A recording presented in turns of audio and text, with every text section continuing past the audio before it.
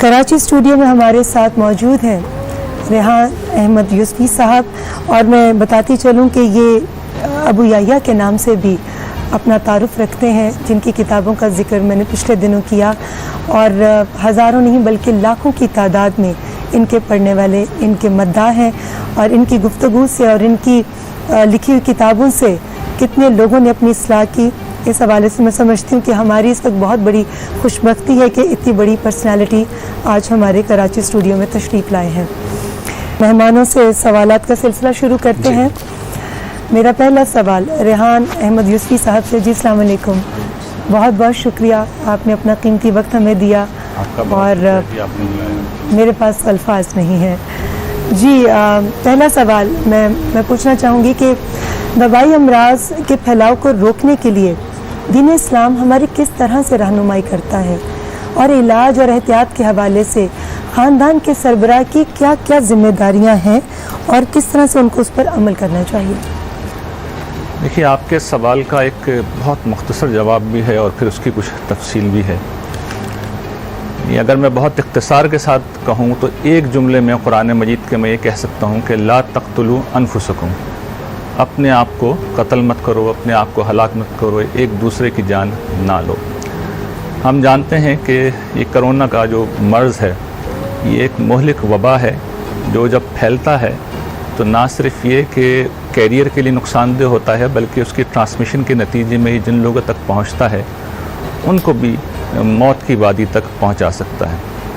تو جو بات قرآن مجید نے بڑے اجمال سے کہی ہے، میں اس کی تھوڑی تفصیل ہے جو آپ کے سامنے کروں گا۔ دیکھیے، یہ جو کرونا کا مرض ہے ظاہر ہے کہ ایک وبا ہے۔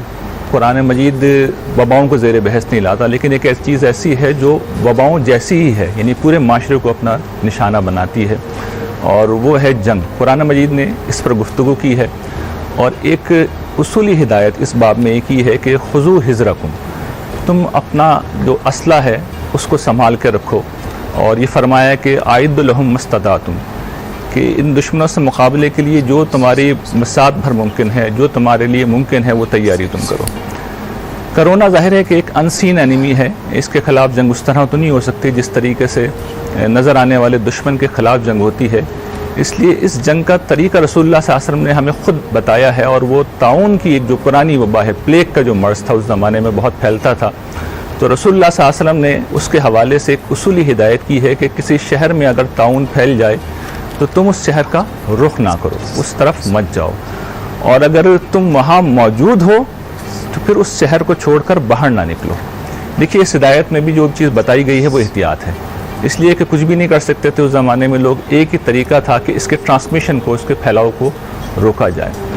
اچھا، یہ باتیں کیوں کہی گئی ہیں؟ قرآن مجید نے اتنا اس کو کیوں موضوع بنایا ہے انسانی جان کو؟ میں چاہتا ہوں کہ اس کی تھوڑی تفصیل کر دوں، کیونکہ ہمارے معاشرے کا یہ المیہ ہے کہ اس میں انسانی جان کی شاید کوئی خاص قدر و قیمت بچی نہیں ہے۔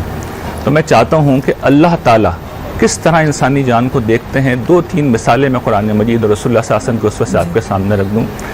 قرآن مجید میں ایک مشہور واقعہ ہے ابلیس کا اور حضرت آدم کا۔ ہم جانتے ہیں کہ قرآن مجید میں یہ بات بیان ہوئی ہے کہ اللہ تعالیٰ نے فرشتوں کو حکم دیا تھا کہ یہ میں نے آدم بنایا ہے، انسان بنایا ہے، اس کے آگے تم سجدے میں گر جاؤ، اور سارے فرشتوں کے ساتھ یہ حکم شیطان کو بھی دیا گیا تھا، ابلیس کو بھی دیا گیا تھا، جو اس وقت بہت مقرب ہستی تھا، بہت بڑا جن تھا۔ اس نے نہ صرف یہ سجدے سے انکار کیا بلکہ یہ حضرت آدم کی بہت توہین بھی کی۔ تو قرآن مجید میں یہ واقعہ 7 مقامات پر جو بیان ہوا ہے، اس میں سے ایک مقام سورہ 7 میں اللہ تعالیٰ نے ایک بڑی غیر معمولی بات کہی ہے۔ وہ میں سمجھتا ہوں کہ ایسی بات ہے جس کو پڑھ کے ہی اللہ تعالیٰ کی محبت کا احساس دل میں پیدا ہوتا ہے۔ انہوں نے ابلیس سے مخاطب ہو کے کہا کہ یا ابلیس ما منعک ان تسجد لما خلقت بیدی، تو یہ بتا کہ جس ہستی کو میں نے اپنے دونوں ہاتھوں سے بنایا ہے، اپنے ہاتھوں سے بنایا ہے، کس چیز نے تجھے روکا کہ تو اسے سجدہ نہ کرے؟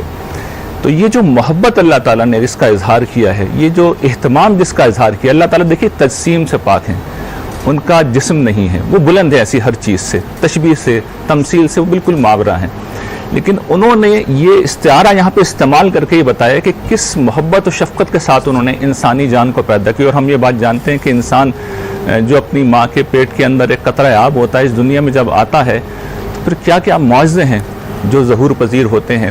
ہم جانتے ہیں کہ علم کے میدان میں، ادب کے میدان میں، فن کے میدان میں، سائنس کے میدان میں کیا کیا کمالات ہیں جو انسان دکھاتا ہے. تو انسان خدا کی تخلیق کا شاہکار ہے. اس تخلیق کی اتنی وقت ہے کہ اللہ تعالیٰ کہتے ہیں جس کسی نے ایک انسان کو مارا اس نے پوری انسانیت کو ہلاک کیا، اور جس نے کسی ایک انسان کو بچایا اس نے پوری انسانیت کو بچایا. من احیاہا فکأنما احیا الناس جمیعا. اچھا، ہم سب کے نزدیک سب سے زیادہ محترم چیز کیا ہو سکتی ہے؟ خانہ کعبہ. تو ایک دفعہ رسول اللہ صلی اللہ علیہ وسلم خانہ کعبہ کے سامنے کھڑے ہوئے اور آپ نے اس سے مخاطب ہو کے کہا کہ اے حرم، تیری عظمت کے کیا کہنے، ما عظم حرمتک، لیکن ایک مومن کی جان مال آبرو تجھ سے زیادہ وقت رکھتی ہے. تو یہ انسانی جان کی اہمیت ہے جس کی بنا پر ہمیں یہ حکم دیا گیا ہے کہ اس کا تقدس برقرار رہے، اس کی حفاظت کی ہر ممکن کوشش کی جائے. چنانچہ رسول اللہ صلی اللہ علیہ وسلم کے ارشادات کی روشنی میں، قرآن کی تعلیمات کی روشنی میں ہمیں یہ بات معلوم ہوتی ہے کہ یہ جو کرونا وائرس ہے یہ بھی اس کے خلاف لڑنا ایک جنگ ہے. جو ہمارے مسیحا یہ جنگ لڑ رہے ہیں ڈاکٹرز، وہ ہمارے محسن بھی ہیں، وہ اس راہ کے مجاہد بھی ہیں، اور اگر اس راہ میں ان کی جان جاتی ہے تو وہ شہید ہیں. تو ہمیں اپنے شہداء، اپنے مسیحاؤں کی بات کو سننا ہے، اور ایز اے فیملی کے طور پہ میں سمجھتا ہوں کہ اس بات کو ہمیں سمجھنا چاہیے کہ خاندان کا ادارہ ایک ایسی جگہ ہے جہاں انسان اپنی زندگی کا بیشتر وقت گزارتا ہے. اور اس چیز کی بڑی اہمیت ہے کہ میں اور آپ اس بات کو سمجھیں کہ اللہ تعالیٰ نے یہ بحیثیت فیملی کے سربراہ کی مجھے اور آپ کو یہ ذمہ داری دی ہے کہ ہم لوگوں کی دو پہلوؤں سے تربیت کریں، ان کے اندر سے خوف بھی نکالیں اور ان کو احتیاط کے اوپر بھی آمادہ کریں. جی ماشاء اللہ، جزاک اللہ. میں شامل گفتگو کروں گی ریحان احمد یوسفی صاحب کو کہ طبی ماہرین اور سائنسدان ہمیں آئے روز یہ بتا رہے ہیں کہ ابھی تک کرونا کا علاج جو ہے وہ دریافت نہیں ہو سکا، اور ابھی اس میں ٹائم لگے گا، 8 ماہ 12 ماہ یا شاید اس سے بھی زیادہ. آپ یہ بتائیں کہ ان حالات میں ٹوٹکوں پر انحصار کرنے سے کیا ہم اپنی جان کو خود خطرے میں تو نہیں ڈال رہے، اور اس حوالے سے ہمارے دینی احکامات کیا کہہ رہے ہیں؟ پلیز یہ ذرا تفصیلاً بتائیے گا، کیونکہ بہت سے لوگ اس وقت سوشل میڈیا پر ڈاکٹر بھی بن گئے ہیں، طبیب بھی بن گئے ہیں، اور ہماری بہت میجورٹی جو ہے وہ بغیر کسی تصدیق کے ان چیزوں کو، ان ٹوٹکوں کو اپنا بھی رہی ہے اور اس پر عمل بھی کر رہی ہے، جو ایک لمحہ فکریہ ہے. تو یوسفی صاحب اس پر ذرا آپ روشنی ڈالیے پلیز. دیکھیے، ایک تو ہوتا ہے اپنی جان کو خطرے میں ڈالا جائے. اس بیماری میں مسئلہ یہ ہے کہ جس وقت ہم کیریئر بنیں گے تو دوسروں کی جانوں کو بھی خطرے میں ڈالیں گے. شاید ہم تو اتنا خطرے میں نہ پڑیں، ایک خاص ایج گروپ کے لوگ ہیں، جس طرح ڈاکٹر صاحب فرما رہے تھے، جن کی اسپیشل میڈیکل کنڈیشنز ہیں یا جو بزرگ ہیں، ان کے لیے تو خطرہ کہیں زیادہ بڑھ جاتا ہے. تو میں اس حوالے سے ایک مذہبی حکم کی طرف آپ کی توجہ دلانا چاہوں گا. آپ جانتے ہیں کہ روزے میں اگر کوئی بھول کر کھانا پینا کچھ کھا لے تو کوئی گناہ نہیں ہے اس کے اوپر. دین کا یہ عمومی طریقہ ہے کہ خطا کے ساتھ کوئی گناہ یا کوئی جرم نہیں سمجھا جاتا، یعنی خطائیں معاف ہوتی ہیں. کوئی چیز بھولے سے ہو جائے، نادانی سے ہو جائے، لیکن ایک چیز ایسی ہے جس کی بہت سخت قسم کی اللہ تعالیٰ نے اس کے بارے میں قانون بنایا ہے، اور وہ ہے قتل خطا. کسی انسان کی جان اگر غلطی سے آپ لے لیں، چاہے آپ کی نیت نہ ہو، آپ کا ارادہ نہ ہو، آپ یہ نہ چاہتے ہوں، تو 2 ماہ کے مسلسل روزے رکھنے ہیں، اور دیت جو کہ بہت بھاری مالی تاوان ہے وہ دینا ہوگا. تو یہ سخت قسم کی ایک سمجھے کفارہ بھی ہے اور یہ سزا بھی ہے جو دین نے مقرر کی ہے. یہ بتایا ہے اللہ تعالیٰ کہ یہ کتنا سنگین معاملہ ہے. اچھا، ہمارے یہاں المیہ یہ ہے کہ مذہبی معاملات ہوں یا یہ علاج معالجے کے معاملات ہوں، اس میں ہمارے ہاں لوگ تحقیق کے بجائے توہمات پہ زیادہ چلتے ہیں. ہماری ایک ضرب المثل مشہور ہے کہ نیم حکیم خطرہ جان اور نیم ملا خطرہ ایمان. تو اس کا پس منظر کچھ ہمارا یہ سماجی پس منظر ہی ہے کہ ہم لوگ ٹوٹکوں کے اوپر بے پناہ اعتقاد رکھتے ہیں اور ایک دوسرے کو بے دریغ بتاتے بھی ہیں. چلیے، عام حالات میں یہ چیز چل جاتی ہے، لیکن جہاں ایسی بیماریاں ہوں جو اپنے لیے بھی اس درجے میں نقصان دہ ہوں اور دوسروں کو بھی اس درجے میں ضرر پہنچا سکتی ہوں، تو اس بارے میں تو میں سمجھتا ہوں کہ یہ رویہ انتہائی غیر ذمہ دارانہ ہے. اور اس معاملے میں بالکل جو ڈاکٹرز کہتے ہیں، جو اس فیلڈ کے ایکسپرٹ کہتے ہیں، جو تحقیق پر مبنی ہے اور جو احتیاط وہ بتاتے ہیں، اس کو فالو کرنا چاہیے. اس سے اگر ہم ہٹیں گے تو ہم سمجھے کہ جو بات میں نے عرض کی کہ قتل خطا کا جو معاملہ اس کو ذہن میں تازہ کر لینا چاہیے کہ معاملہ پھر یہاں تک جا سکتا ہے. اللہ تعالیٰ کی یہاں پرسش ہو سکتی ہے کہ تم نے احتیاط کیوں نہیں کی، تمہاری وجہ سے کسی انسان کو نقصان پہنچا. تو یہ ایک سنجیدہ معاملہ ہے، اس کو بہت سنجیدگی سے لینا چاہیے۔ ہم جانتے ہیں کہ کرونا کا مرض ایک حقیقت ہے، ہم جانتے ہیں کہ مسلمہ طور پر یہ فیکٹ ہے کہ اس کا علاج ابھی تک کوئی دریافت نہیں ہوا، ہم جانتے ہیں کہ یہ مرض بہت تیزی کے ساتھ پھیلتا ہے، ہم جانتے ہیں کہ ایک خاص ایج گروپ کو یہ مرض بہت نقصان پہنچاتا ہے۔ یہ سارے حقائق ہیں، ان حقائق کے ساتھ ہمیں اب ان احتیاطوں کو ملحوظ رکھنا ہے کہ اگر علاج نہیں ہے تو جو احتیاط ہم کر سکتے ہیں، سوشل ڈسٹینسنگ کے حوالے سے جو کچھ ہم سے کہا جا رہا ہے، اگر یہ کہا جا رہا ہے کہ ہاتھ دھوئیں، تو ویسے بھی ہمارے دین میں طہارت کی بڑی اہمیت ہے، اس کا اہتمام کرنا چاہیے۔ ہمیں اپنے ملنے جلنے کے معاملات پہ تھوڑی سی نظر ثانی کرنی ہوگی، ہاتھ ملانے کا جو ایک عمل ہے، ہم گلے جو ملتے ہیں، ویسے بھی عید کا موقع اب آ رہا ہے۔ جی، میں ریحان احمد یوسفی صاحب، ہمارے بہت ہی ہر دل عزیز ابو یحییٰ صاحب، جن کو محبت سے لوگ کہتے ہیں، جن کا تخلص بھی ہے، ان سے لوگ جاننا چاہتے ہیں کہ عوامی اجتماعات جو ہیں اس حوالے سے یہ بتائیں کہ کرونا وائرس کے پھیلاؤ کے حوالے سے کیا اہم کردار ادا کرتے ہیں؟ کیا عوام کا دینی اعتبار سے یہ فرض ہے کہ وہ بغیر کسی گلے شکوے کے وہ انتظامیہ کی ہدایت پر عمل کریں؟ کیونکہ لوگ گلے شکوے بہت کر رہے ہیں نا، کہ کبھی ہمیں گورنمنٹ یہ کہہ رہی ہے، کبھی گورنمنٹ ہمیں یہ کہہ رہی ہے، تو لوگ تذبذب کا شکار ہیں۔ تو آپ ذرا پلیز کلیئر کیجئے، کیونکہ آپ کی بات میں اثر بھی ہے، لوگ سنتے بھی ہیں، تو لوگ بار بار سننا چاہتے ہیں۔ جیسے کہ ابھی ڈاکٹر صاحب نے کہا کہ ایک بار بتایا جائے، مگر ہمارے لوگوں کو بار بار بتانا چاہیے، اس لیے حکومت پاکستان اس طرح کے پروگرامز کے ذریعے لوگوں کی زندگیوں کے لیے یہ ان کو انفارمیشن دے رہی ہے۔ تو یوسفی صاحب اس پر ذرا آپ روشنی ڈالیے۔ جی، میں عرض کرتا ہوں، دیکھیے ہمارے ہاں لوگوں کی کچھ نفسیات ہی ہو گئی ہے کہ جب تک کوئی مسئلہ براہ راست انہیں خود پیش نہیں آتا، وہ ایسے کسی معاملے میں سیریس نہیں ہوتے۔ جبکہ دوسری طرف کرونا کا معاملہ یہ ہے کہ ایک بڑی مختلف نوعیت کی یہ بیماری ہے۔ سائنسدان، طبی ماہرین جو کچھ اس حوالے سے بتا رہے ہیں وہ ہم سب جانتے ہیں۔ میں پھر چاہتا ہوں کہ ڈاکٹر صاحب نے گرچہ بیان کیا، لیکن پھر میں اس کو دہراؤں کہ دیکھیے یہ پھیلنے والی بیماری ہے۔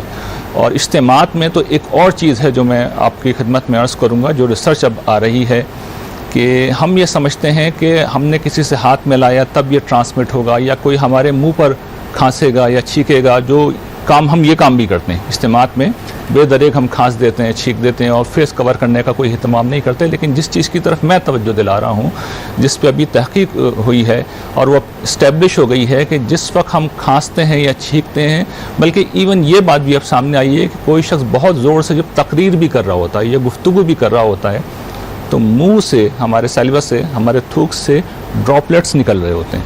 اچھا، اس میں سے کچھ ہوتے ہیں جو ہیوی ہوتے ہیں، فوراً نیچے گر جاتے ہیں، اور کچھ جو بالکل لائٹ ہوتے ہیں اور جو وائرس کا کیریئر بھی ہوتے ہیں، یعنی ان میں وائرس بھی ہوتا ہے، وہ 10 سے 15 منٹ تک اس پورے ایریے میں موجود رہتے ہیں۔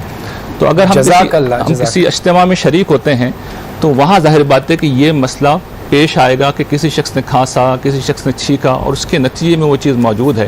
تو انتظامیہ جو کچھ کہہ رہی ہے کہ اجتماع سے پرہیز کریں، تو قرآن کا حکم ہے اطیعوا اللہ واطیعوا الرسول واولی الامر منکم، تو اللہ اور اس کے رسول اور جو حکمران ہیں ان کے حکم کی ہمیں اطاعت کرنی چاہیے، یہ ہمارا دینی فریضہ اور ایسی جگہوں سے دور رہنا چاہیے۔ جزاک اللہ۔ جی، میں ریحان احمد یوسفی صاحب آپ سے پوچھنا چاہوں گی کہ کرونا وائرس کے حوالے سے بہت سی سازشی تھیوریاں پھیلی ہوئی ہیں، سنی سنائی باتوں پر بغیر تحقیق کیے لوگ اس کو بیان کر دیتے ہیں۔ تو اس حوالے سے دینی احکامات کیا ہیں؟ ہمیں ان حالات میں کیا ڈاکٹرز کی ہدایت کو ہی ترجیح دینی چاہیے؟ دیکھیے، بڑا المیہ ہے، اور یہ المیہ اصل میں میرے نزدیک تو اس بات کی نشاندہی کرتا ہے کہ ہمارا سوشل فیبرک کتنا کمزور ہو گیا ہے۔ ایک زمانہ تھا ہمارے یہاں تربیت کے ادارے فعال تھے، تو ہمارے ہاں لوگوں کی سوچ بہت مثبت ہوتی تھی، لیکن جب سوچ منفی ہو گئی تو اس طرح کی سازشی تھیوریز کہ بھئی یہ انجینئرڈ ہے، کسی لیب میں بنایا گیا ہے وائرس، اور یہ کہ جان بوجھ کے لوگوں کو مارا جا رہا ہے، وینٹیلیٹر پہ جا کے لوگوں کو مارا جا رہا ہے، تو اس طرح کے مفروضے پھیلے ہوئے ہیں اور لوگ ان پر گفتگو کر رہے ہیں، انہیں پھیلا رہے ہیں۔ جو حقائق ہیں اس پہ لوگ توجہ نہیں دے رہے۔ حقیقت یہ ہے کہ یہ مرض پھیلتا ہے، یہ مرض لاحق ہو رہا ہے لوگوں کو، اس سے لوگ مر رہے ہیں، یہ سارے حقائق ہیں۔ جس کو شک ہے وہ خود کسی ہاسپٹل میں جا کے دیکھ لے. میں نے تھوڑی دیر پہلے عرض کیا تھا کہ ہماری قوم کا المیہ یہ ہے کہ جب تک خود کسی مرض کا یا کسی مسئلے کا شکار نہیں ہوتے وہ سیریس نہیں ہوتے. تو میں سمجھتا ہوں کہ دین کی تعلیمات پہ اگر ہم صحیح طرح عمل کریں تو بہت سے اس طرح کی جو چیزیں ہیں سازشی تھیوریز ان کا خاتمہ ہو جائے گا. وہ تعلیمات کیا ہیں قرآن مجید میں بھی بیان ہوئی ہیں, رسول اللہ صلی اللہ علیہ وسلم کے ارشادات میں بھی ان کو بیان کیا گیا ہے. سورہ حجرات میں اللہ تعالیٰ نے جو بات کہی ہے کہ ان جاءکم فاسق بنبأ فتبینوا, یعنی تحقیق کر لینا چاہیے. کوئی بھی اگر اطلاع خبر ہمارے پاس آئے تو اس پر تحقیق کر لینا چاہیے, بغیر تحقیق کے آگے نہیں بڑھانا چاہیے. ورنہ وہ بات جو رسول اللہ صلی اللہ علیہ وسلم نے کہی ہے کہ کسی شخص کے جھوٹا ہونے کے لیے یہی کافی ہے, ان یحدث بکل ما سمع, جو سن رہا ہے آدمی اس کو آگے بڑھانا شروع کر دیا. تو حضور فرماتے ہیں کہ کسی شخص کے جھوٹا ہونے کے لیے یہی بہت ہے. تو میں سمجھتا ہوں ہمیں یہ بات سمجھنی چاہیے کہ یہ سادہ معنوں میں گفتگو کا عمل نہیں ہے کہ ہم سنی سنائی باتیں آگے لوگوں کو پہنچا رہے ہیں, بلا تحقیق ہم آگے چیزوں کو منتقل کر رہے ہیں. ہمیں تحقیق کرنی چاہیے. اور یہ بات یاد رکھیے, دیکھیے ہماری ٹریجڈی کیا ہے کہ ہم اس پورے معاملے کو خدا سے اور آخرت سے ریلیٹ نہیں کرتے. ہم اس بات کو بھول جاتے ہیں کہ جو لفظ بھی ہم اپنی زبان سے نکال رہے ہیں, جس طرح اس وقت میں کیمرے کے سامنے بول رہا ہوں وہ ریکارڈ ہو رہا ہے, ہم میں سے ہر شخص کی تنہائی کی گفتگو بھی ریکارڈ ہو رہی ہے. کل قیامت کے دن اللہ تعالیٰ پوچھیں گے یہ بات تم نے کہی تھی, اس کا کوئی ثبوت تھا تمہارے پاس؟ اس کے نتیجے میں لوگوں نے احتیاط چھوڑ دی, اس کے نتیجے میں کسی کی جان چلی گئی, تو مجھے اور آپ کو اگر جواب دہی کے لیے بلا لیا گیا تو ہم کس کس کی موت کا جواب دیں گے, کس کس کے نقصان کا ازالہ کریں گے؟ تو وہ ایک خوفناک دن ہے جس میں ہمیں اللہ کے حضور پیش ہونا ہے, اپنے اعمال کا جواب دینا ہے. تو خدا را اس معاملے میں ہمیں سنجیدہ ہونا چاہیے. ٹھیک ہے اگر کوئی چیز مصدقہ ہے تو اس پہ بات ہو سکتی ہے, لیکن پھر پراپر فورم کے اوپر ہو, پراپر طریقے سے ہو. اور پھر کیا اتنی بڑی تعداد میں لوگ جھوٹ بولیں گے؟ پوری دنیا جھوٹ بولے گی. اچھا باہر کے لوگ فرض کر لیں, سازش کر رہے ہیں کہ ہمارے ملک کے لوگ بھی جھوٹ بولیں گے, حکومت بھی جھوٹ بولے گی, اپوزیشن بھی جھوٹ بولے گی, انتظامیہ بھی جھوٹ بولے گی, ڈاکٹرز بھی جھوٹ بولیں گے. تو ایک حد ہوتی ہے, یعنی جھوٹ بولنے کی بھی ایک حد ہوتی ہے. جب سب کے سب لوگ ایک بات کہہ رہے ہیں تو پھر میں سمجھتا ہوں کہ ہمیں بھی تھوڑا سا سیریسنس کا مظاہرہ کرنا چاہیے, اور اس بات سے اللہ کی پناہ مانگنی چاہیے کہ ہم خدا کی بارگاہ میں مسئول ہوں, وہاں پہ ہمیں پکڑا جائے, وہاں پہ ہم سے پوچھا جائے کہ یہ تم کیا کہہ رہے تھے. تو رسول اللہ صلی اللہ علیہ وسلم کے ارشادات کو اگر ہم ذہن میں رکھیں, قرآن کی تعلیمات کو ہم ذہن میں رکھیں کہ تحقیق کرنی ہے اور ہمیں جستجو کرنی ہے, ہمیں سچائی کو جاننا ہے. اگر کوئی بات سچ ہے تو پھر پراپر فورم کے اوپر کہنی ہے. اس کے برعکس رویہ اختیار کریں گے تو اپنے لیے دنیا اور آخرت کی اور دوسروں کے لیے دنیا کی مشکلات کا ہم سبب بنیں گے.